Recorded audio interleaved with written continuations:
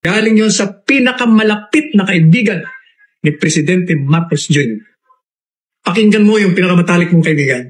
Gumawa ka na ng dapat mong gawin. Kung hindi, baka ngayong Pasko, wala ka na sa Malacanang. Yan o, hindi galing mo sa akin yan. Ha? Galing yon sa pinakamalapit na kaibigan ni Presidente Marcos Jr. Ayan mga kababayan, ayon nga po dito kay Attorney Sal Panilo, ay mukhang hindi naaabot ng Pasko. Ito pong si Marcos Jr. mga kababayan. At ang matindi dito ay ayon po ito sa kanyang BFF. Sino kaya ito mga kababayan? Yan po ang tanong natin ngayon. Sino po itong malapit na BFF ni Marcos Jr.?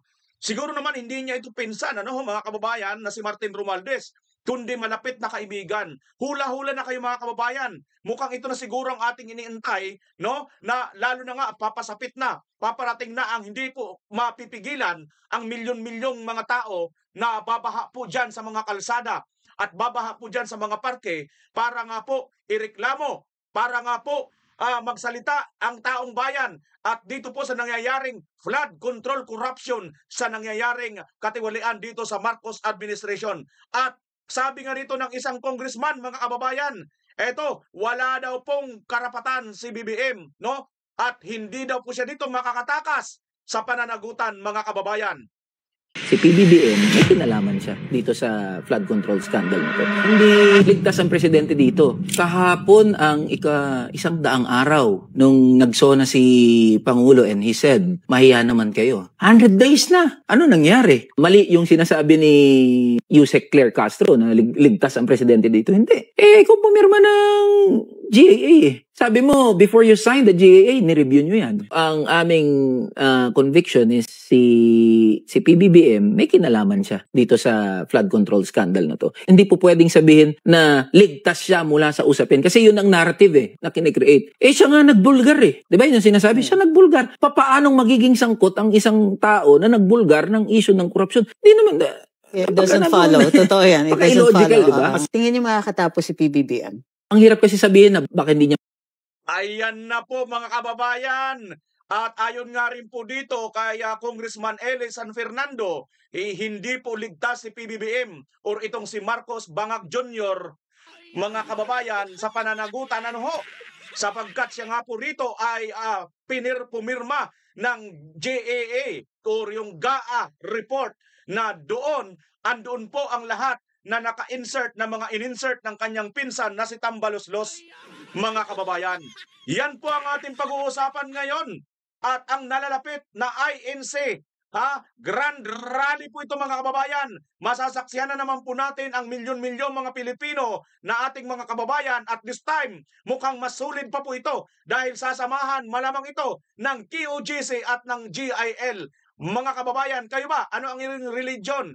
Ano ba ang inyong kinakaaniban? Kayo ba ay kasama po kayo? Kayo ba ay kasama po kayo at nakikiisa po kayo patungkol nga po dito sa hakbang para po isigaw at sabihin natin tama na, sobra na ang pambubudol nitong anak ng mambubudol at diktador na Marcos Sr. Ito nga pong si BBM Bangag Jr.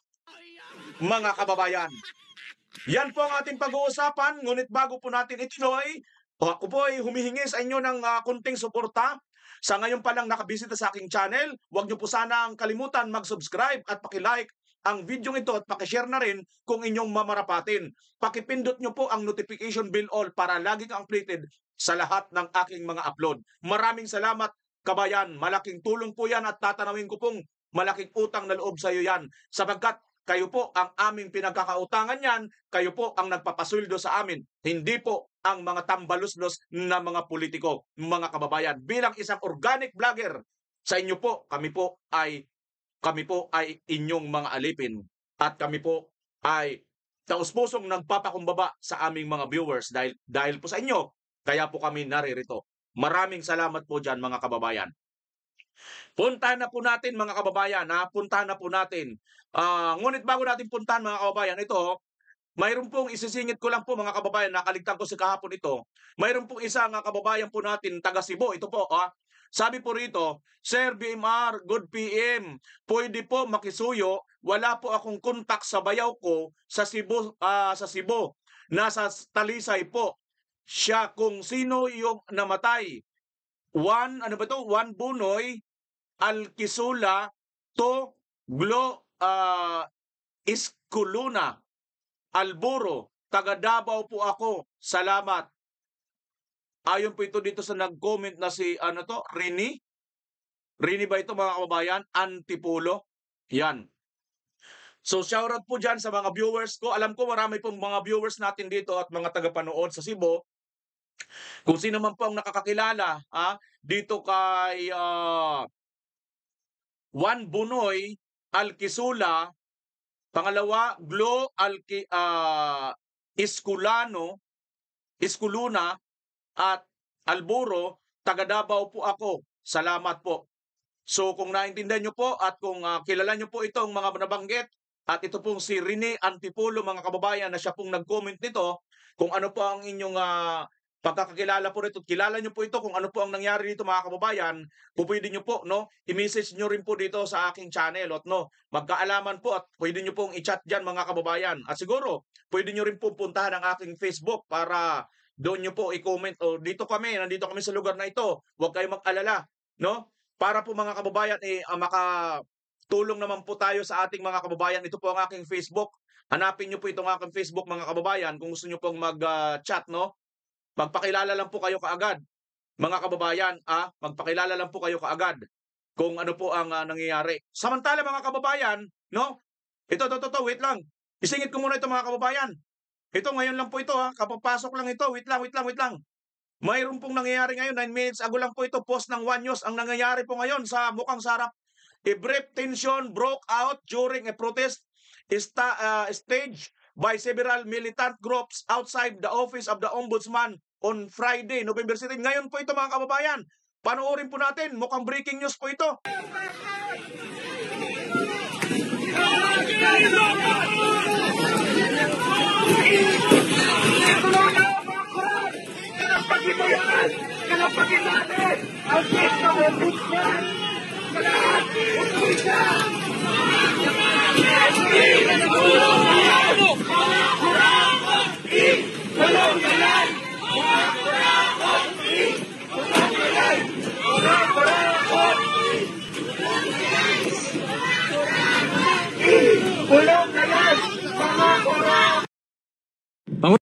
Nako mga kababayan, mukhang mayroon ako napapansin ditong kakaiba.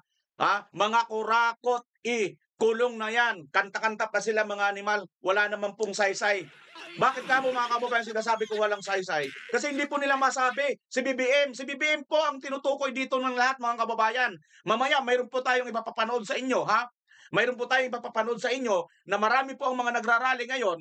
Katulad nga po nito, magaganap po ang malaking rally ng INC. Tiyak dyan, marami po ang makikisawsaw, marami na naman po ang makikigulo, At ito po, tiyak, makikigulo po itong mga original po na mga manggugulo po sa mga rally, mga kababayan. Purpose po talaga nilang, target po nila ng guluhin na ganyan ng mga rally para sila po ang kilalanin na tagapagligtas. Sino po ito? Ito po yung mga kalaban ng ating gobyerno.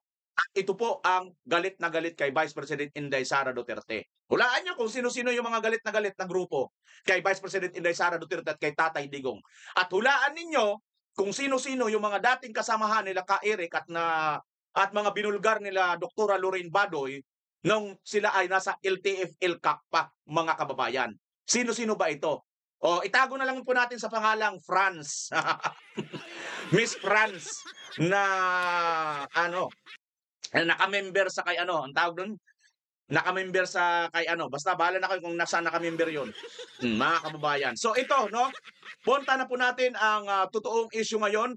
Ano ba ito? Mayroon po kasing post dito si Attorney Sal Panilo na atin pong napanood mga kababayan at nakakahiwaga po itong pakinggan, Nakakahiwaga po ito kung sino talaga ang tinutukoy ni Attorney Sal Panilo. Mataman po natin pakinggan muna ito muli na video na ito mga kababayan. Pakinggan mo yung pinakamatalik mong kaibigan. Gumawa ka na ng dapat mong gawin. Kung hindi, baka ngayong Pasko wala ka na sa Malacanang. Hindi galing mo sa akin yan. Galing yun sa pinakamalapit na kaibigan ni Presidente Marcos Jr. Pakinggan mo yung pinakamatalik mong kaibigan. Gumawa ka na ng dapat mong gawin. Kung hindi, baka ngayong Pasko, wala ka na sa Malacanang. Yan o, hindi galing mo sa akin yan. Ha? Galing yun sa pinakamalapit na kaibigan ni Presidente Marcos Jr. Pakinggan. Mga kababayan, sa tingin niyo ba si BBM aabot pa ngayong Pasko?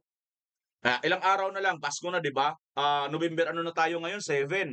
So, kung November 7 tayo ngayon, 25, parang ilang days na lang. Wala na siguro 50 days, no? Ilang araw na lang mga kababayan. O sabihin na lang natin 50 pa mahigit, 50 days. Wala nang 60 days.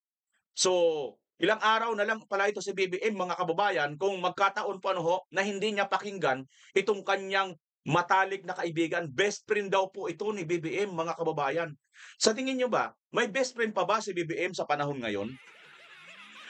At kung may best friend pa si BBM, kilala niyo ba? Sino kaya itong best friend ni BBM na mukhang nababahala na at nagpapayo na sa kanya na sinasabi, gumawa ka na ng matinding hakbang. Dahil kung hindi, ayon dito kay Atty. Sal Panilo, ay hindi ka na aabutin sisikatan ng araw. Aabutin ng Pasko. Ngayon ngang December. November na ngayon, so susunod na buwan na, December na, Pasko na, baka hindi ka daw abutin. Ayon dito kay Senator Atty. Sal Panilo. Yun, senator na, tumakbo ito ng senador. Hindi lang nanalo dahil alam nyo naman mga kababayan, itong mga natin, di ba? Noong nakaraan, hindi ngayon, no? So ngayon mga kababayan, ang tanong ko lang, sino kaya ito na mukhang tila bagang nababahala at nagmamalasakit para dito sa kanyang best friend na si BBM? So ibig sabihin mga kababayan, mismo talaga ang mga malalapit na kaibigan ni Marcos Jr. ay alam na nila na ano na talaga ang sitwasyon ni BBM, no? Alam niya talaga kung ano na ang mangyayari kay BBM kung pababayaan pa niya ito. Sapagkat mga kababayan, alam naman po ng lahat na ito pong INC ay nag-declare po noon ng rally at pinuntahan po ito ng kulang-kulang 2 milyong Pilipino. Dito pa lang po yan sa Luneta. What if, nung panahon na yun mga kababayan, ang issue pa lang noon, tandaan niyo po ang issue pa lang noon ay mga kababayan, ang issue pa lang po noon ay tungkol pa lang dito sa sinasabing di umano ayaw po ng INC na i-impeach si Vice President Sara Duterte. Yung pa lang po yun mga kababayan, at milyon na po ang lumabas na member ng INC. How much more sa darating pong November 16, 17, 18, yung 3 days na yan, take note isang araw lang po yun. What if kung 2 araw na nga po at 3 araw pa mga kababayan? Pag natuloy po ito, at ang issue po ngayon, hindi lang po basta impeachment kay BP Inday Sara. Dahil ayon sa INC noon, kaya sila lumabas dahil sumusuporta sila kay BBM na sinasabi ni BBM daw noon, mga kababayan, ayaw niya pong ipa-impeach itong si Vice President Inday Sara Duterte. Kasi wala daw pong magagawang mabuti yan sa ating bansa. Tama si BBM sa pangyayaring yun.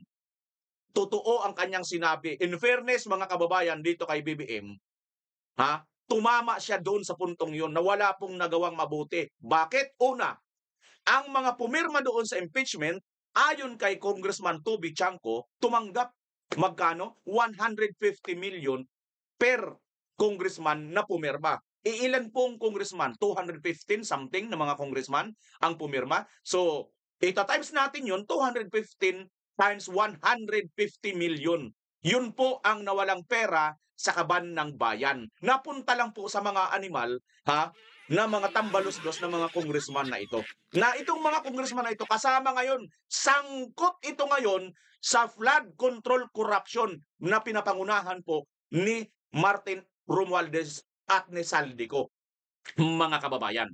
Now, ang issue ngayon ng INC at ang issue noon, sa tingin nyo, hindi ba mas malaking issue yung ngayon? Bakit lalabas ang INC 3 araw? Sa tingin nyo kaya, hindi ba madubli ang bilang na ang bilang ng INC lumabas noon? About lang po ang issue dito. Huwag lang i-impeach si Vice President Inday Sara Duterte. Hindi ko po nilalang itong issue tungkol sa pagpapa-impeach nila kay Vice President Inday Sara Duterte. Pero in comparison, dito po ngayon sa nangyayaring flood control project at mga ghost project at mga corruption, mga pangyayaring pangdarambong pagnanakaw na hindi lang po sa isang lugar partikular, mga kababayan. Buong Pilipinas, bilyon at trilyon po ang nawawalang pera. How much more pa kaya ang kailangan? Gaano pa kaya kailangan karaming tao, mga kababayan, ang kailangan lumabas sa EDSA or sa kalsada or sa mga luneta or sa mga park para lang itong Marcos Jr. Marinig niya, matauhan siya. Teka lang, tigilan ko muna itong pagbabangag-bangag ko. Di ba? Pakinggan ko muna itong mga taong bayan. Hindi ko muna papakinggan itong aking tagapayong aking ama kasi wala na siyang pakialam sa amin. Kami rito mga buhay. Bakit ko papakinggan itong patay?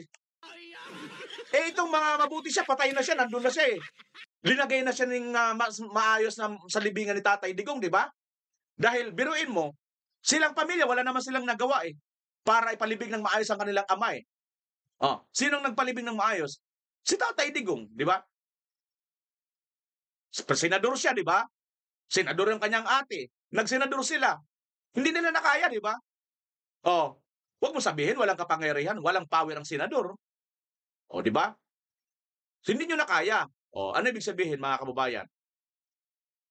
Dahil kay Tatay Digong, napalibing, nabigyan ng honor ang tatay mo ngayon na kinakausap mo. Huwag mo nang kausapin yun.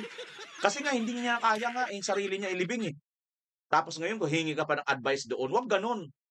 Mga buhay ngayon ng mga tao na pinamumunuan mo. Ito ngayon dito ko kumuha ng advice at makinig ka sa advice ayon nung kay Attorney Sal Panilo. Makinig ka doon sa buhay mong kaibigan, best friend mo, BFF mo, matalik mong kaibigan, makinig ka. Gumawa ka na ng hakbang. Dahil pag hindi ka gumawa ng hakbang, ito na yung umpisa ng katapusan mo. Dahil ngayong November 16, 17, 18, hindi lang 1 milyon, 2 milyon ang INC, baka madagdagan pa, lalo nga at makijoin ang KOJC at ang GIL. Alam nyo naman po kung ano ang issue sa KOJC at saka sa GIL. Hindi na po natin kailangan pang sabihin pa yun dito, mga kababayan. Matindi po ang naranasan lalo na ng KOJC na panggigipit dito sa Marcos administration. Andyan po yung SMNI.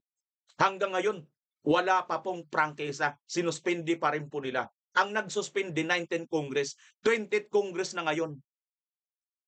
Diba, mga kababayan? Ganyan po, kahudas, katalamak, kabalasubas itong Marcos administration na ito. Ganyan po sila lumabag sa batas. Dahil mayroon po silang ombudsman, mayroon po silang Department Secretary of Justice na tagalabag ng batas, babaluktutin ng batas para umayon sa kanila. Di ba? Di ba? Tulpo? May senador pa silang tulpo na tagabaluktot din ng batas. Basta umayon sa kanila, babaluktutin nila. Ganyan po itong administrasyon ngayon. Kaya makinig ka na, wag doon sa tatay mong kaluluwa na lang. Makinig ka sa kaibigan mong buhay ayon kay Atty. Sal Panilo dahil hindi ka na magtatagal. Dahil ito, ayon pa dito kay Congressman Eli San Fernando, wala kang dapat takas dahil isa ka. Ikaw ang pinakapuno ng lahat. Ikaw ang pumirma ng lahat kung bakit nagkaroon ng pera na nanakawin itong pinsan mong si Romualdez at si Saldico at ang iba pang mga congressman na mga sangkot dito. Si PBBM, may kinalaman siya dito sa flood control scandal nito. Hindi ligtas ang presidente dito. Kahapon ang 100 araw nung nagsona si Pangulo and he said, mahiya naman kayo. 100 days na. Ano nangyari? Mali yung sinasabi ni Yusek Claire Castro na ligtas ang presidente dito. Hindi. Kung pumirma ng GAA eh. Sabi mo, before you sign the GAA, nireview nyo yan. Ang aming conviction is si PBBM, may kinalaman siya dito sa flood control scandal na to. Hindi po pwedeng sabihin na ligtas siya mula sa usapin. Kasi yun ang narrative eh, na kinikreate. Eh siya nga nagbulgar eh. Diba yun yung sinasabi? Siya nagbulgar. Papaanong magiging sangkot ang isang tao na nagbulgar ng issue ng korupsyon? Di naman... It doesn't follow. Totoo yan. It doesn't Illogical, follow. diba? Tingin niyo makakatapos si PBBM? Ang hirap kasi sabihin na baka hindi niya matapos eh.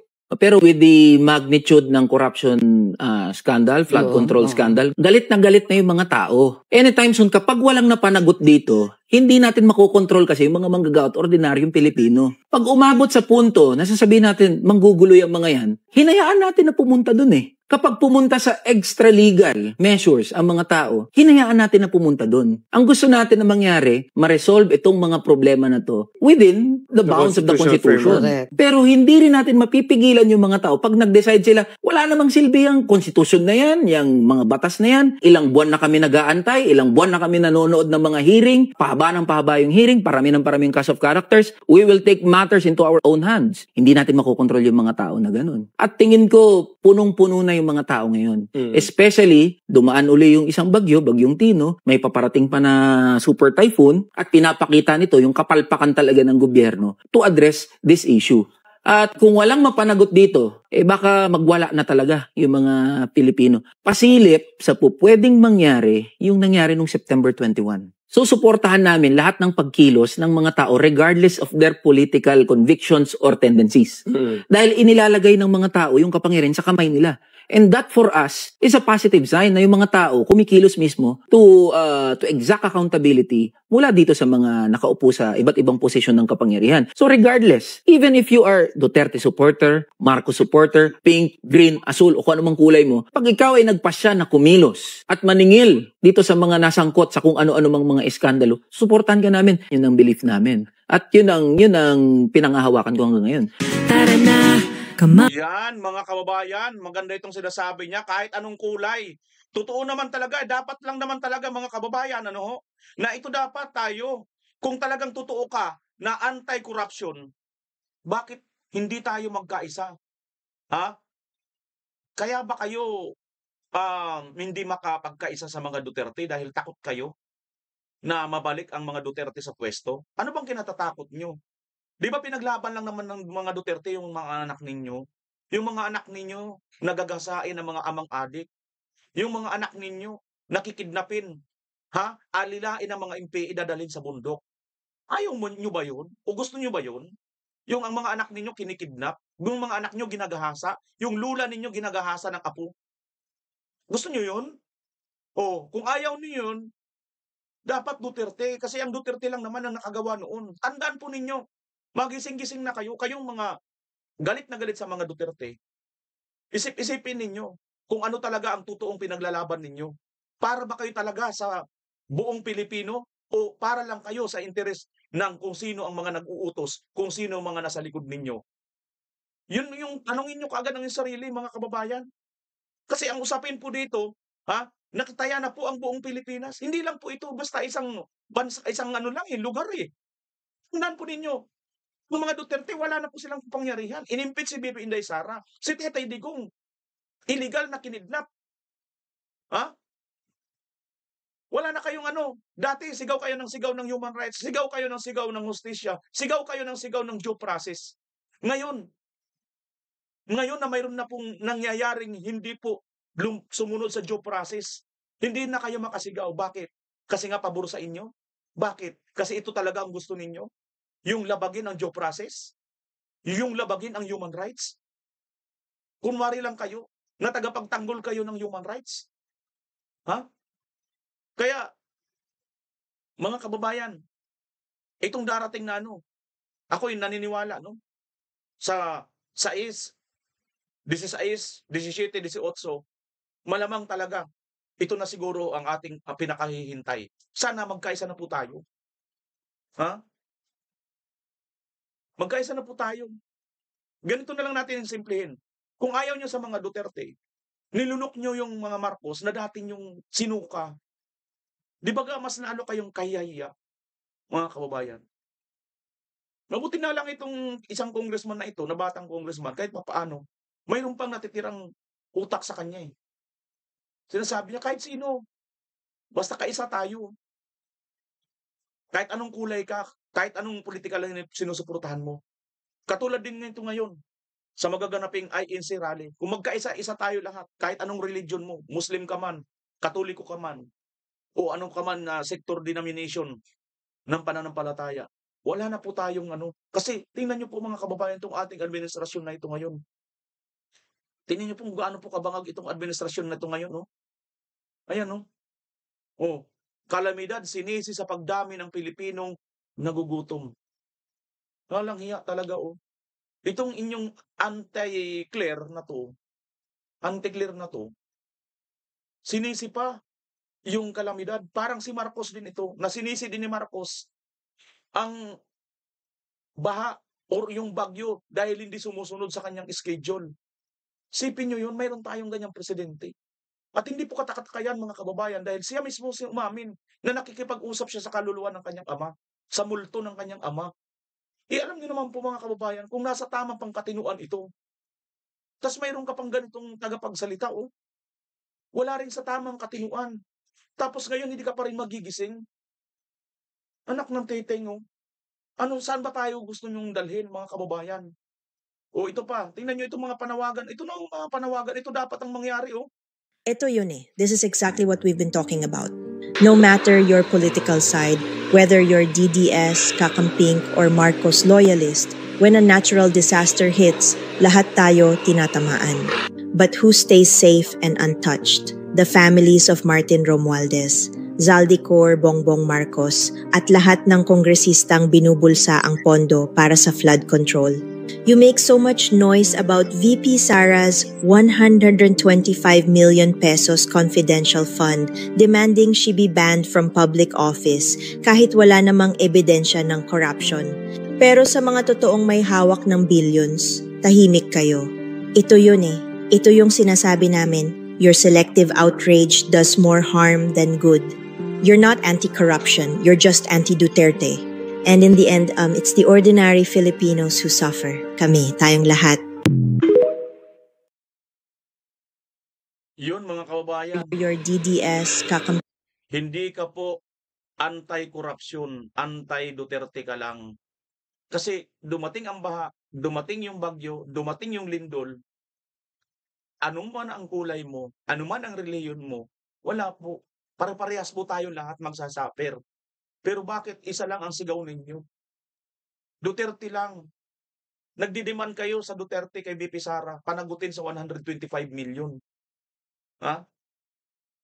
Mamatamisin nyo pa ang mag-demand ng 125 million, samantalang ang pinag-uusapan ngayon, hindi lang po basta milyon, hindi lang po basta bilyon, kundi trilyon pera na po ang pinag-uusapan na nawawala sa kaban ng bayan.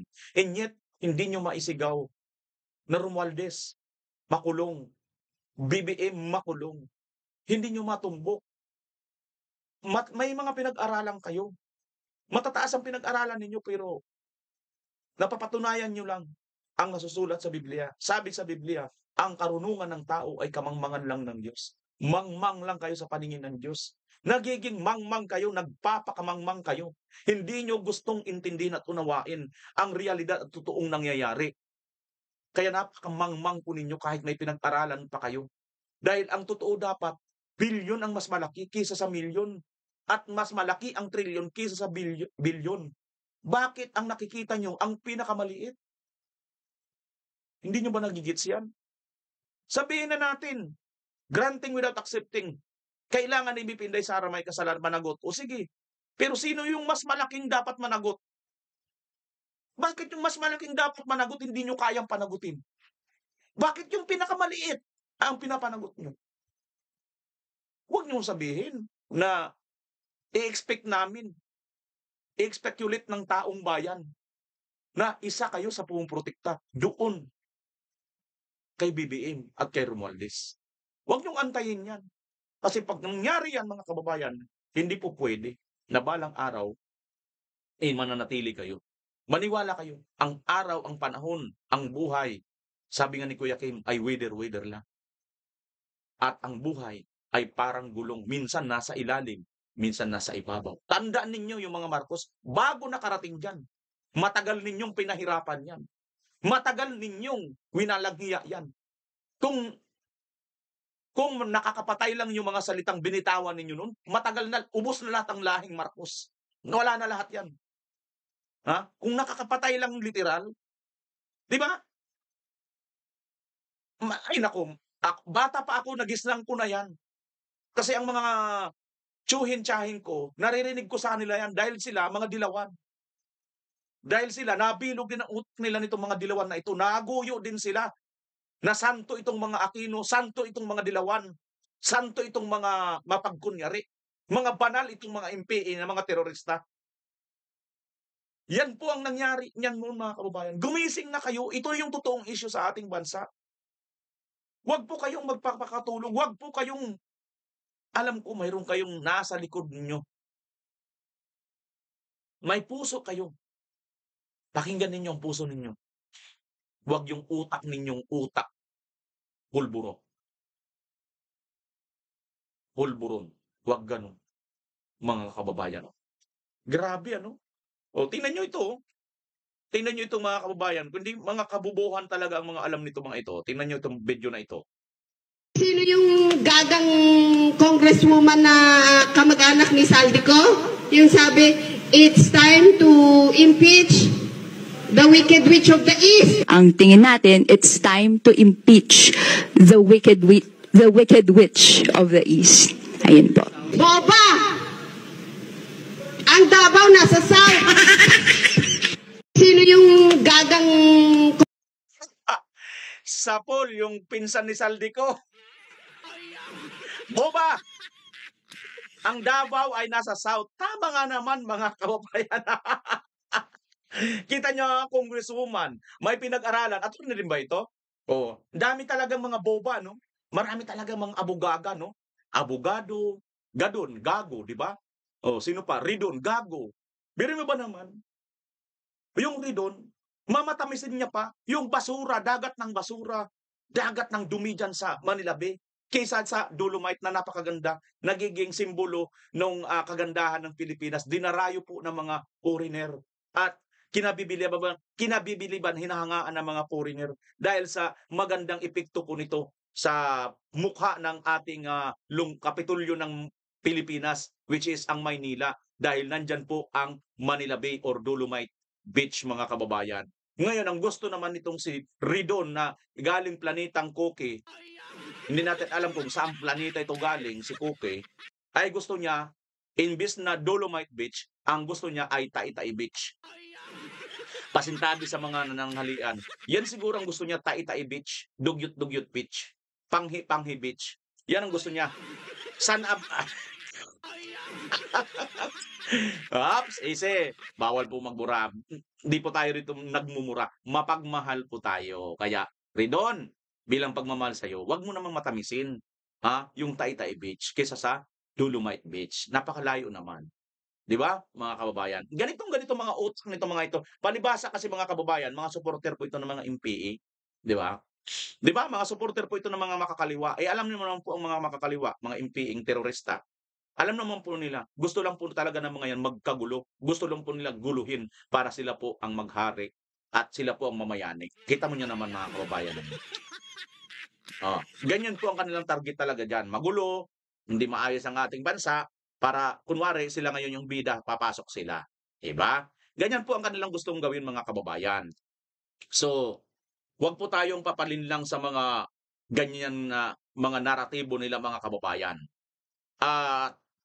Isa pa po mga kababayan, isisingit ko lang po muna itong isang naratibo bago po natin tunguhin. Itong isang salita na naman, isang pasabog na naman ni Congressman Barzaga. No? Bago yan, mayroon lang po ako rito mga kababayan, komentaryo patungkol dito kay Brownie. Itong si Brownie kasi mga kababayan, pupugak-pugak na nga ang ating Philippine Air Force. Marami na nga po ang mga namamatay na mga kasundaluhan natin panghimpapawid dahil po sa palpak, dahil po sa wala pong kakayahan, dahil po sa mga mahihinang gamit natin, ay itong si Brownie napakayabang pa patungkol po dito sa para bagang tila nag-uudyok siya na makipaglaban tayong mga Pilipino against dito sa China or sa makipaggera tayo. Na kung tutuusin, wala naman yan eh.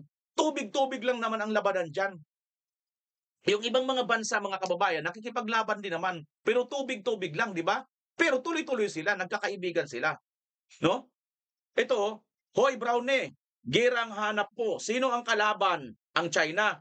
Alamin mo ang China, may mas hinanda na na mga missiles para sa lahat ng EDCA sites. May nakatutok na missiles sa Malacanang, isang hypersonic missile na itera sa Manila, pulbos lahat ng tao dito. Walang 30 days. Dito, minuto lang, wala na tayo. Kaya Brownie, huwag kang magyabang. Ang layo ng Pilipinas sa high technology ng China at di can produce 400,000 missiles a week. Kaya tayong paputukan ng missile every 5 seconds. Kaya Brownie, huwag kang maghamon at ipahamak ang bansa kasi wala tayong kalaban-laban sa lakas military ng China. Tapos ikaw at ang amo mong bangag, mga alipores, lipad kayo sa Amerika at wasak na ang Pilipinas, hudas ka. Yan ba ang gusto mo, Brownie? Mawasak ang Pilipinas, pagkatapos bago mawasak, nakalipad na kayo, nandun na kayo kay Uncle Sam. Lipad na kayo sa Amerika. Kaya bang yabang mo, Brownie, na para bagang tila maghahamon-hamon ka sa China? Yung China, kayang-kaya magano ng split seconds lang. Kasi mga kababayan, mag-YouTube nga kayo, tingnan nyo po ang mga sa China ngayon, mga kababayan. Puntan lang po natin, mag-YouTube lang po tayo yung bullet train ng China. Bullet train of China. Tingnan nyo mga kababayan, fastest train, ayan, This is the fastest train in the world. It uses maglev technology and it can reach speed. This is the fastest train in the world. It uses maglev technology and it can reach speeds of up to 600 kilometers per hour, which makes it the fastest ground vehicle, even faster than the Boeing 737. This is the fastest train in the world. It uses maglev technology and it can reach speeds of up to 600 kilometers. Grabe mga kababayan, mas mabilis pa sa aeroplano. 370 to 600 kph. Grabe. Kilometer per hour, 600 kilometer per hour. Mas mabilis pa sa aeroplano, per hour, which makes it the fastest ground vehicle, even faster than the Boeing 737. This is the fastest train in the world. It uses maglev technology and it can reach speeds of up to 600 kilometers per hour, which makes it the fastest ground vehicle, even faster than the Boeing 737. This is the fastest train in the world. It uses maglev technology and it can reach speeds of up to 600 kilometers per hour, which makes it the fastest ground vehicle, even faster. Fastest than a jet. Ayan 737, mas mabilis pa itong train ng China. Wala stick naman talaga, Ganyan po kalakas ang technology nila. Train pa lang yan, Brownie. Brownie. Behave. Sit ka muna, Brownie. Huwag kang masyadong atat. Baka yung train pa lang Magulat ka nandiyan sa harapan mo, bullet train ng China pa lang yan, Brownie, sit, behave.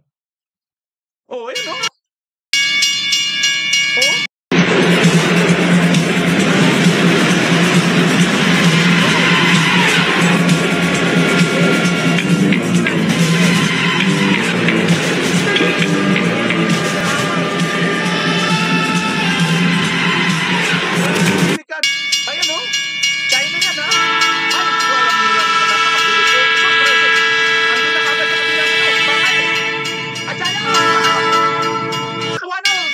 Pilipino.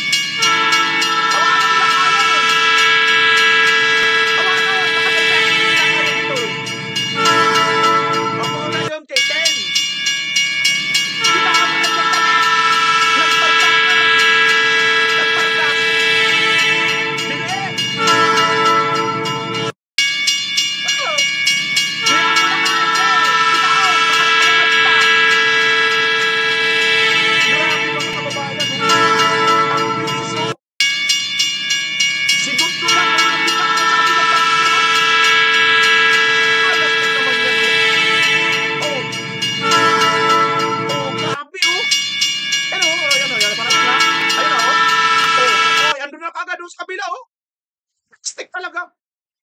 370 to 600 kilometer per hour. Fastest pa kaysa sa jet. Jet na yan, ha? Train pa lang yan, ha? Ganyan naka-high-tech yung China Brownie. Tapos ngayon, yabang mo maghamon-hamon. Huwag naman gano'n. Huwag mong ipahamak lahat. Kung gusto nyo, kayo muna. Total, Admiral naman. Real Admiral si Kuka. Sino pa? Si Gadon. At saka sino pa? Meron pa isa eh. Tatlo yan sila eh. Sino pa ba isa? May tatlo yan sila eh. Sila muna. Lahat, pati ikaw, pati si BBM, pati si Martin, pati si Saldico, doon sa harapan kayo ha. Kayong atatakas. Mamaya, itong si Malta Boy, si Gibo pumunta ng Malta kasi may passport ito doon. Baka ito si Eric, bumalik to ng Amerika dahil, di ba? American citizen dito si Eric sa Bendalo Tulpo. Baka yun ang gawin ninyo, wag naman. Wag nyo kaming iwan. Pero wag naman ganun ha. Huwag nyo kaming iwan at huwag din tayo maghamon, mga kababayan. At dahil sa kakahamon nyo na yan, ito ang isa sa hamon ng isang Congressman Barsaga. Panoorin nyo, mga kababayan.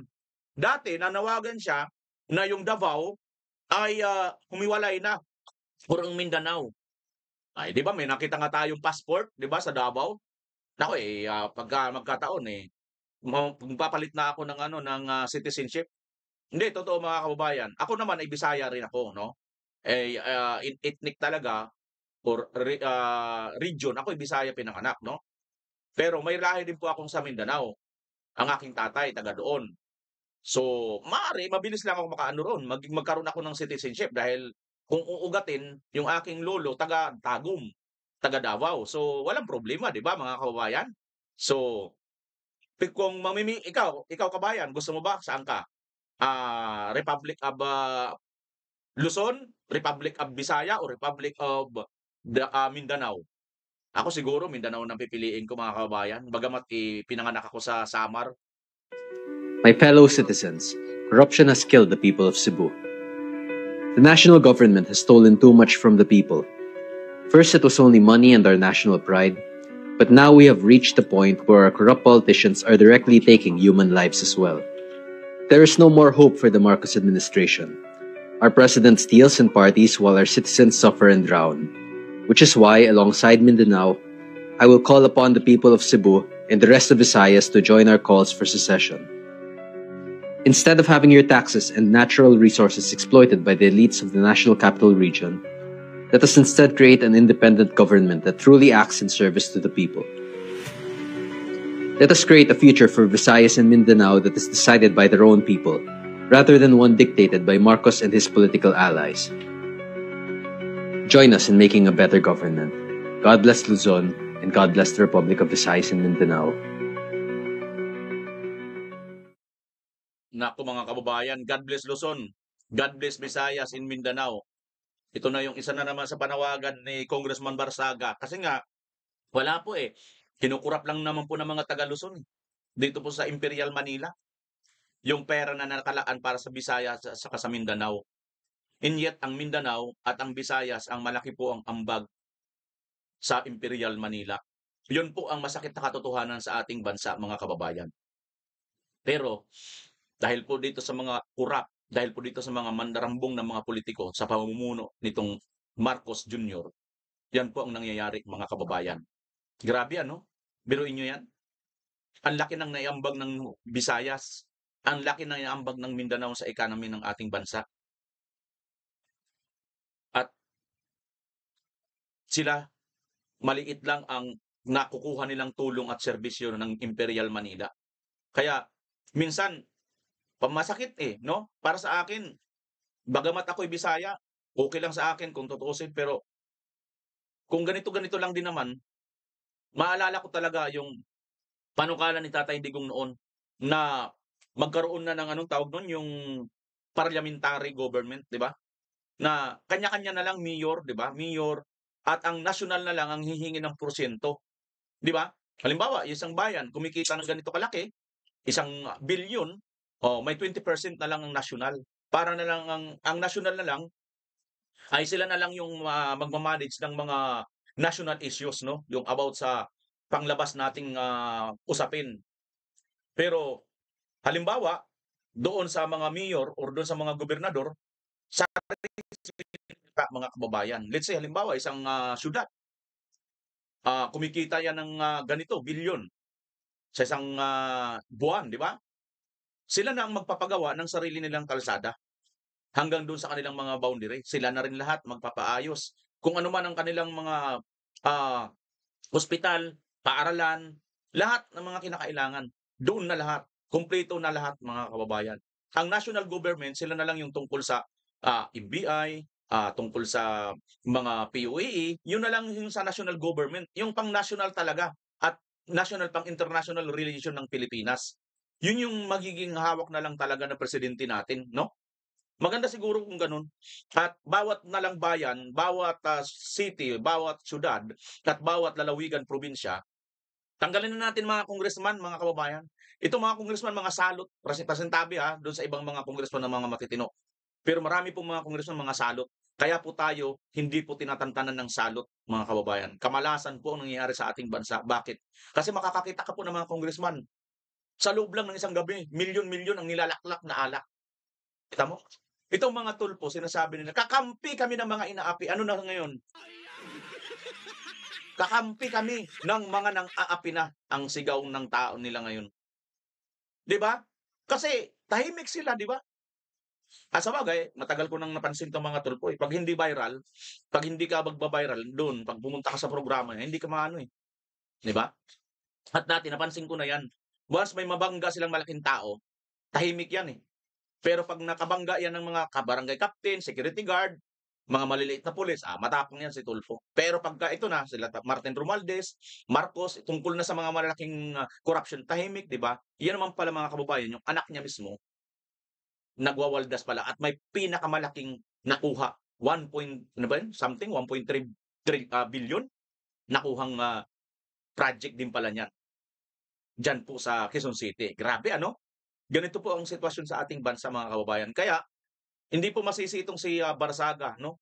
Na para bagang nakikita niya na humiwalay na lang ang Mindanao at ang Visayas dito sa Imperial Manila dahil sa napakarami po. Tingnan nyo, no? Tingnan nyo ang ating bansa, mga kababayan. Pinamugaran po ito, pinamunuan po ito ng Imperial Manila na mga taga-Luzon mula pa nung panahon. Nagkaroon tayo ng isa taga Mindanao, si Tatay Digo. Ayun, gawan na ganda, daming proyekto na nagawa. Pero ano nangyari? Binalahura ngayon ni Marcos Jr. Kita mo? Kasi nga po, mga kababayan, hindi po matino itong pamumuno natin. Kung kaya't, tingin ko, kayo ba mga kababayan, napapanahon na ba itong mga sinasabi ni Kiko Barsaga na humiwalay ang Mindanao at Visayas dito sa Imperial Manila? Kung ganito man lang din na panay ang matinding corruption pagkatapos maliit pa ang napupuntang pondo para po sa mga malalaking naiambag na mga lugar sa ating bansa. Comment nyo, mga kababayan, kung anong inyong masasabi patungkol dyan, ano? Di ba, mga kababayan? Kasi tingnan nyo po ito, Ito pa pong isang issue na ito. Isang issue pa po na ito, mga kababayan. Panoorin niyo itong isang issue na ito. Dahil talagang nakakainis, di ba? Tingnan nyo, Yan. Isang nagmumotor namama, mga kababayan. Corruption, Manila. Baha, Cebu. Investigasyon, Davao. Kita nyo naman yan, mga kababayan, di ba? In fairness dito kay Magalong, nag-resign na siya doon sa ICI. Pero bakit nakita na naman siya ngayon kasama ng ICI? Ito'y nakakalito. Saan ka ba talaga? Ano ba talaga ang Mayor Magalong? Para saan ka ba talaga? Para kanino ka ba talaga? Di ba? Yun yung Bakit nakisama ka pa dyan? Di ba nakakahiya lumabas kayong ganyan? Ang Cebu ang binaha, ang Cebu ang nilindol. Ang korupsyon, Imperial Manila. Pero ang iimbestigahan, Davao. Nagiging katawa-tawa kayo. Nagiging katawa-tawa ang Pilipinas. Wala na po tayong kakwenta sa buong mundo. Katunayan, mga kababayan, na wala talaga tayong halaga. Kasi itong si Trump, Itong si Trump, mga kababayan, ay others lang ang paningin sa atin. Ano lang tayo sa others. Hindi po tayo na ibilang sa little brother. Huwag po kayong mangarap dyan, kayo pong mga bangag. Hindi po tayo little brother ng Amerika. Dahil napakahigpit po ng Amerika, lalo na pagkuha ka ng passport. Hindi ka basta-basta visa, hindi ka basta-basta makakapunta ng Amerika. Ang tingin ka agad sa'yo, magtitiinti ka. Ganun. Pagkatapos sila, wala silang visa, papunta rin ito, labas-pasok lang sila. Walang problema. Maglagay sila ng IDCA site, walang problema. Pero, sino ngayon ang pupurihin niya? Binanggit pa ni Trump itong Cambodia. Na ang Cambodia, mga kababayan, pangalawa sa pinaka most corrupt na bansa dito sa Southeast Asia. Siguro, mga kababayan, kaya hindi tayo binanggit ni Trump dahil pangatlo lang tayo. Hindi pa tayo number 1. Ang number 1 kasi Malaysia, Myanmar. Most corrupt in Southeast Asia, Myanmar. Ikalawa, Cambodia. Philippines, ikatlo sa pinaka most corrupt dito sa Southeast Asia. Siguro kaya nabanggit ang Cambodia ng Amerika dahil pangalawa ang Amerika sa most corrupt eh. So siguro pag tayo na ang number 1, baka mabanggit ka na rin ng Amerika. 'Di ba, mga kababayan? How proud ang mga loyalist tanga at mga bubuin. 'Di ba? At mga pingtai. How proud sa ating bansang ito. Ganyan sila ka-proud. Biruin mo, ang korupsyon nangyayari sa Maynila, ang baha nangyayari sa Cebu, pero ang investigasyon sa Davao. Kung hindi ka pa naman bangag, kung hindi ka naman matino, magagawa mo ba yan, mga kababayan? Hindi ba nakakahiya? Hindi ba kung may pinag-aralan ka, teka lang sandali, mukhang mali yata ito. Ayon sa aking pinag-aralan, hindi ganito eh. Pero bakit nagagawa? Kasi nga po, nabubulagan at nabububo na kayo dahil sa kagaguhan na pinaggagawa rin ninyo, mga kababayan. Di ba? Ganyan pong nangyayari. Ganyan pong nangyayari sa ating bansa.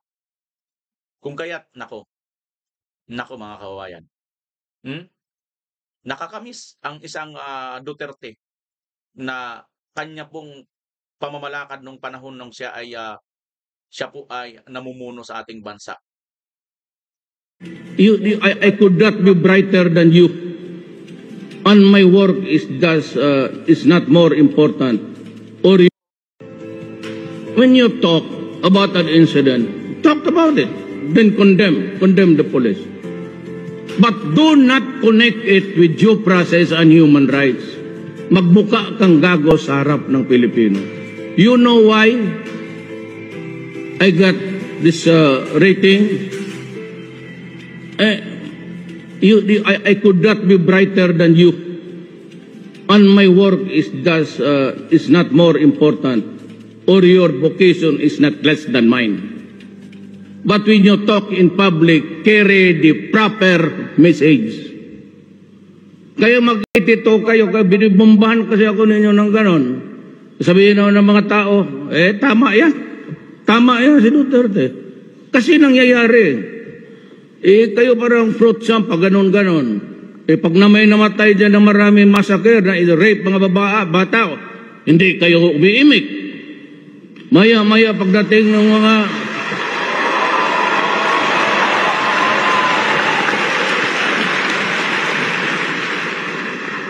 nitong mga Western expert ko, no, you give them so much premium and importance. Puta, saan bang utak ninyo eh? Bakit kayo believe dyan sa puti? Tingnan mo ang puti. Panahon ni Obama. Una yung spokesman ng State Department.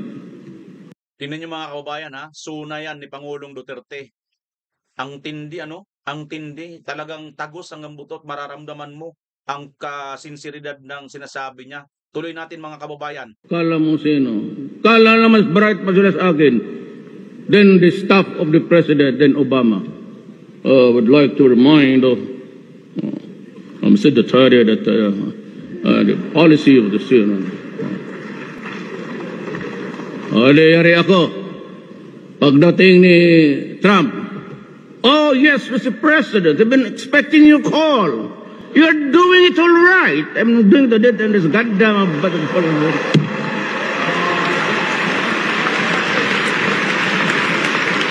Uwi na ako.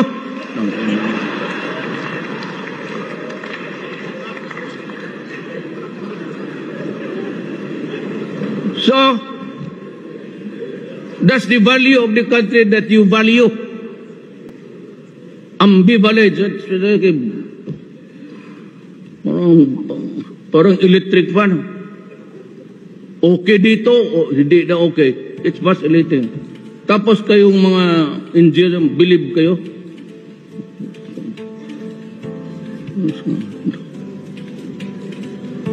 Hindi ko talaga maintindihan Pilipino. It takes for an American to say that I'm a son of a bitch. And it takes an American to say, oh, you're great, you're a hero in your country. O saan ako pumunta nito ngayon?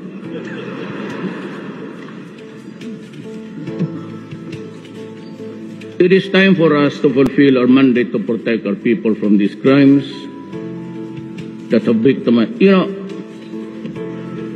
huwag ninyo akong takot-takotin yung preso yung International Court of Justice. Shit, I'm willing to go to prison for the rest of my life. Ang importante sa akin, ginawa ko yung gusto ko.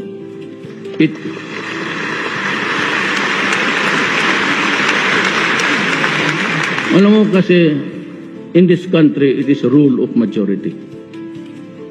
I did it for the 50 plus 1. Because in a vote of 100, I get 51. 50 plus 1. 50 is 1 now. 1, that is majority of 1. I win. Yung 49, yun yung mga, I do not have to make them happy. But when the time comes, kung malasin ako, pupunta ako sa prison, do not worry about me. I can take it. Nung maliit pa ako, labas-pasok ako sa... Wala pa yung noon Pangilinan, labas-pasok na ako sa prison. Kunin yung record ninyo sa police doon sa Davao. Takot eh. He will be prosecuted. Hoy, abogado ako. Well, because I will insist. Sabi ko nga, everybody is entitled to come here and question me. But I have to question you also. At para magaling, let us make it official. Amen. Ang sinasabi niya, abogado. Nandito po ang karaniwang mga tao. Hindi mo, abogado. Wala na pala yung mga kaiba na pala ito. So ayan mga kababayan, si Tatay Digong, nakakamiss ang kanyang mga pronouncement noon sa SONA, Ibang klase si Tatay Digong at ngayon nangyayari na po ang kanyang mga sinasabi. Abogado ako. At hindi nyo ako tatakutin makulong. Sanay ako dyan. Pero bago nyo ako makulong, kukestionin ko kayo. Katulad ganito ngayon mga kababayan. Nagawa nilang ipakulong si Tatay Digong. Pero hindi po sa tamang proseso at hindi po legal na paraan. Nagawa po nila ito by illegal na paraan. Dahil po, mayroon po tayong presidenteng bangag. Mayroon po tayong presidente na takot sa hair follicle drug test. Mayroon po tayong presidente na walang alam, napapakamot na lang. Darating yung baha, darating yung bagyo, sisisihin si bagyo na hindi sumusunod sa schedule. Kung matino pa yan sa paningin ninyo, mga kababayan, kung sa tingin ninyo mayroon pa tayong matinong presidente na lahat na lang ginawang pangako, nangako ng pabahay na 1 million per year. Pero anong nangyari? Ilan pa lang nagawa? Nangako ng classroom na 22,000, 22 lang pala ang nagawa. Nangako ng 20 pesos na bigas. Binenta pa nung panahon ng sakuna sa Cebu. At ito na naman ngayon, ang Cebu, paulit-ulit na dinadaanan ng trahedya, dilubyo, sakuna dahil paulit-ulit po silang niluluko At nagpaloko po sila nito noon. Nagpabudol sila sa isang mambubudol na presidente. Kaya ikaw, kabayan, sa darating na 16, 17, 18 na sinasabi umano gaganaping INC rally, sa tingin nyo, sapat ba ito para puntahan natin kahit ano man ang kulay ng iyong relihiyon or ano man ang kulay ng inyong political agenda? Ang importante, alam natin kung sino ang dapat mawala, at which is ay yung bangag na presidente at wala nang pong silbi, inutil na presidente. Ayon din po yan kay Brigadier General De Leon, mga kababayan. Inutil, wala na pong silbi itong ating presidente. Walang alam, hindi alam ang gagawin, puro pudol ang pangako at walang natutupad sa kanya mga sinasabi. At sa kabila ng ito, kabaliktaran lahat ang kanyang ginagawa. Yan po ang sitwasyon ng ating bansang Pilipinas. Mga kababayan, magising-gising na tayo. Baka mamaya, kailangan na natin ipukpok ang ating ulo sa pader para magising tayo. Baka sobrang na tayong nahihimbing sa katulong. Dahil, aantayin nyo pa ba? Napatay na ang kabayo. Aanhin pa ang damo.